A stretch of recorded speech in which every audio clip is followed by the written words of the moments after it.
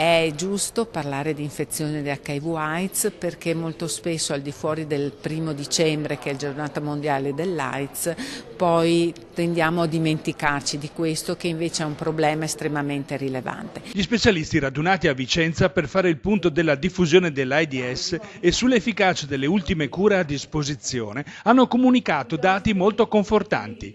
Si è constatato una decisa riduzione delle nuove infezioni di HIV, sia in Italia che in Veneto, dove la media si è stabilizzata a circa 250 nuovi casi all'anno, legati prevalentemente alla diffusione per via sessuale. Il Veneto è una regione in cui abbiamo un tasso di incidenza di nuovi casi di 5,7 per 100.000 abitanti, che è più bassa rispetto alla media nazionale, quindi tutto sommato siamo messi discretamente bene. Le attuali terapie garantiscono la sopravvivenza dei malati, a patto però di scoprire precocemente l'infezione.